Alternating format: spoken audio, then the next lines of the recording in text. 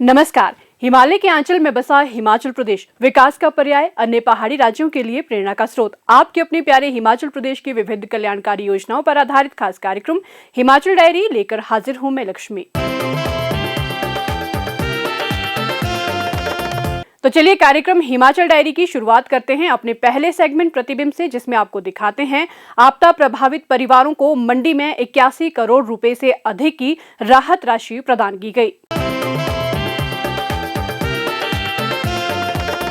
मुख्यमंत्री ठाकुर सुखविंदर सिंह सुक्खू ने मंडी में आयोजित कार्यक्रम के दौरान आपदा प्रभावित परिवारों को राहत राशि प्रदान की। उन्होंने प्रत्यक्ष लाभ हस्तांतरण के माध्यम से 4,914 लाभार्थियों को 81 करोड़ 28 लाख रुपए की राहत राशि वितरित की। पूरी तरह से क्षतिग्रस्त मकानों के लिए 1,513 लाभार्थियों को 7 लाख रुपए में से 4-4 लाख रुपए की पहली किश्त प्रदान की गई। इनमें से 781 लाभार्थी मंडी, 631 लाभार्थी कुल्लू और 101 लाभार्थी बिलासपुर जिले से संबंधित हैं। मुख्यमंत्री ने आंशिक रूप से क्षतिग्रस्त मकानों के लिए 3,401 लाभार्थियों को 1-1 लाख रुपए प्रदान किए। राहत राशि प्राप्त करने वाले 1,547 लाभार्थी मंडी, 1,541 लाभार्थी कुल्लू और 313 लाभार्थी बिलासपुर जिले से संबंधित हैं। अब तक मंडी जिला के 4,375 प्रभावित परिवारों को 14 करोड़ 46 लाख रुपए की राहत राशि वितरित की जा चुकी है। वर्तमान में राज्य सरकार द्वारा मंडी में 72 करोड़ रुपए की लागत से 27 आपदा न्यूनीकरण परियोजनाओं का क्रियान्वयन किया जा रहा है।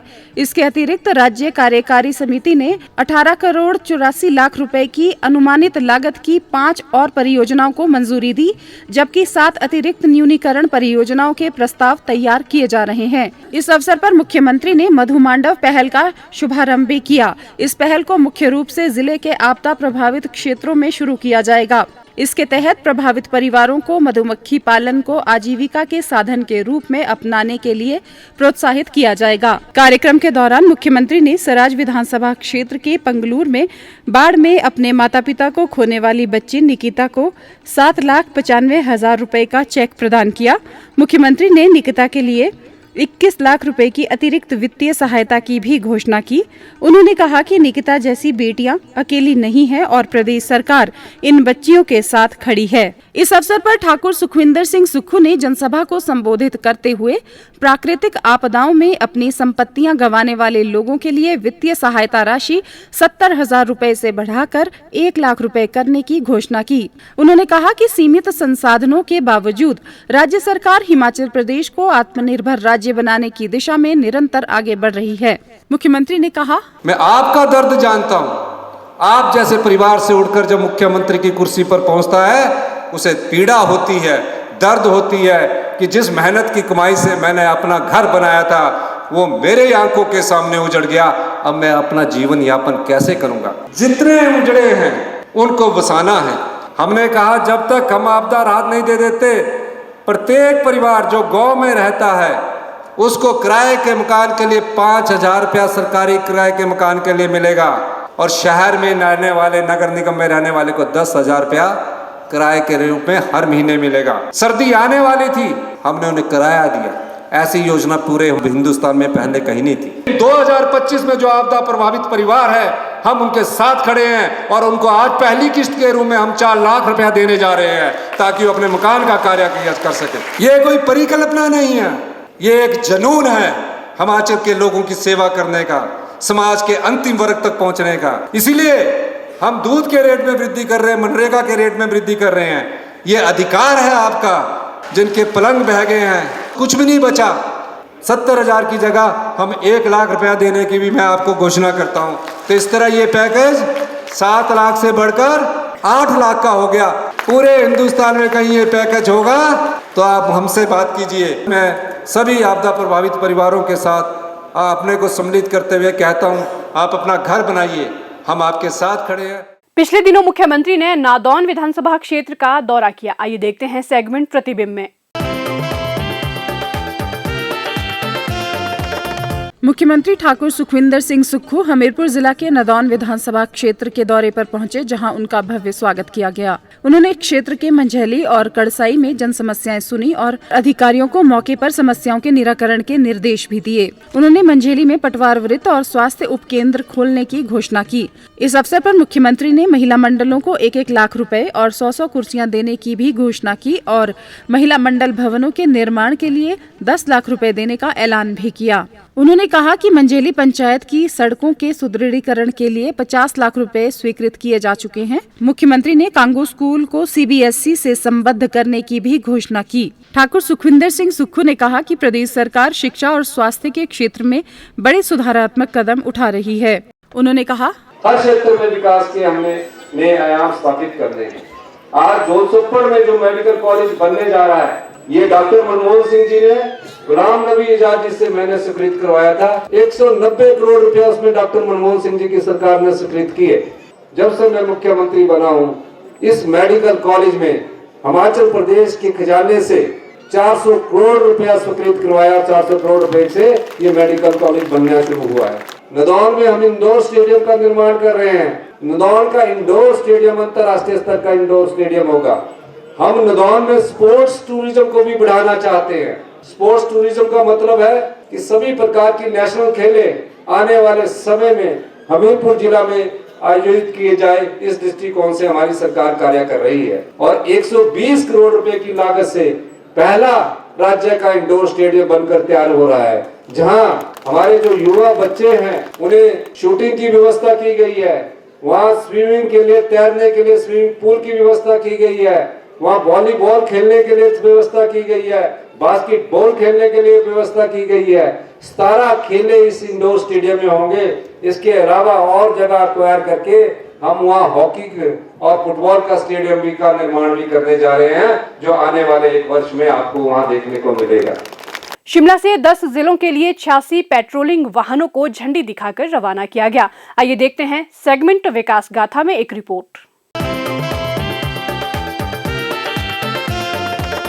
मुख्यमंत्री ठाकुर सुखविंदर सिंह सुक्खू ने शिमला से 66 पेट्रोलिंग वाहनों को रवाना किया। ये सुरक्षा वाहन प्रदेश के 10 जिलों शिमला, मंडी, कांगड़ा, हमीरपुर, ऊना, बिलासपुर, कुल्लू, सिरमौर, सोलन और चंबा के विभिन्न पुलिस थानों में तैनात किए जा रहे हैं।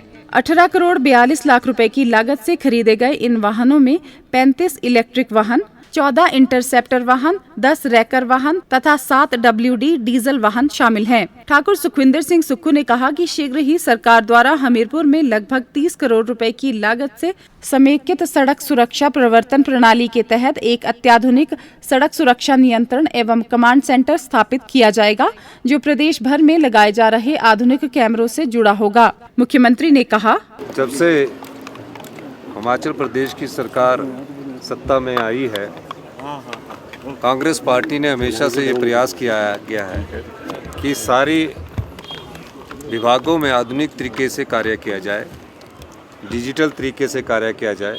हिमाचल एक पर्यटन राज्य है और इसमें जो भी चीज़ हो आने वाले समय में वर्ल्ड क्लास की हो। इसलिए ट्रैफिक की दृष्टि से हमने इन गाड़ियों का आज 66 के करीब गाड़ियों का हमने यहाँ हरी झंडी दिखाई है। ये जैसे ही कोई एक्सीडेंट हो जाता है तो इमरजेंसी के लिए एक रैपिड तरीके से कोई आगे चीज़ को लाना होगा तो ये तुरंत प्रभाव से पहुँचेंगी। और आपने देखा होगा कि ऐसे व्हीकल जो होते हैं वो देशों में होते हैं, उसी प्रकार के हमने हाई एंड इन व्हीकल्स को बनाने की बात की है। और हाई एंड व्हीकल है ये, इसमें सभी प्रकार की सुविधा है। वायरलेस सिस्टम भी कई गाड़ियों में लगा हुआ है ताकि जब एक्सीडेंट हो जाए तो तुरंत प्रभाव से हमें पता लगे। इस दृष्टिकोण से आज हमने इन गाड़ियों का अनावरण किया है। मुख्यमंत्री के दिशा निर्देशों के अनुसार सड़क सुरक्षा के क्षेत्र में किए गए निरंतर प्रयासों के सकारात्मक परिणाम सामने आए हैं। राज्य में सड़क दुर्घटनाओं में लगातार कमी दर्ज की गई है। ये परिणाम राज्य की प्रभावी नीतियों को रेखांकित कर रहे हैं। राज्य सरकार के 3 वर्ष पूर्ण होने पर मंडी जिला में होगा राज्य स्तरीय समारोह। आइए देखते हैं सेगमेंट प्रतिबिंब में। हिमाचल प्रदेश सरकार अपने कार्यकाल के 3 वर्ष पूरे होने के उपलक्ष्य में 11 दिसंबर को मंडी जिला में राज्य स्तरीय कार्यक्रम आयोजित करेगी। मुख्यमंत्री ठाकुर सुखविंदर सिंह सुक्खू ने कार्यक्रम की तैयारियों की समीक्षा के लिए आयोजित बैठक की अध्यक्षता करते हुए ये जानकारी साझा की। उन्होंने सभी विभागों को ये सुनिश्चित करने के निर्देश दिए कि सभी व्यवस्थाएं निर्धारित समय सीमा के भीतर पूरी की जाएं। मुख्यमंत्री ने कहा कि इस कार्यक्रम में पिछले 3 वर्षों के दौरान वर्तमान राज्य सरकार द्वारा व्यवस्था परिवर्तन पहल के माध्यम से हासिल सकारात्मक परिवर्तन को प्रमुखता से प्रदर्शित किया जाएगा। ठाकुर सुखविंदर सिंह सुक्खू ने कहा कि राज्य सरकार ने शिक्षा, स्वास्थ्य और ग्रामीण अर्थव्यवस्था में महत्वपूर्ण सुधार किए हैं, जिससे राज्य भर के लोग लाभान्वित हो रहे हैं। राज्य की अर्थव्यवस्था में सुधार के साथ राजस्व सृजन में लगातार वृद्धि हो रही है। उन्होंने बताया कि विभिन्न सरकारी योजनाओं के लाभार्थी भी इस कार्यक्रम में भाग लेंगे। मुख्यमंत्री ने नादौन विधानसभा क्षेत्र के कड़साई में जनसभा को संबोधित किया। आइए देखते हैं सेगमेंट प्रतिबिंब में। कड़साई में जनसभा को संबोधित करते हुए ठाकुर सुखविंदर सिंह सुक्खू ने कहा कि प्रदेश सरकार ग्रामीण अर्थव्यवस्था को सुदृढ़ करने के लिए निरंतर प्रयास कर रही है।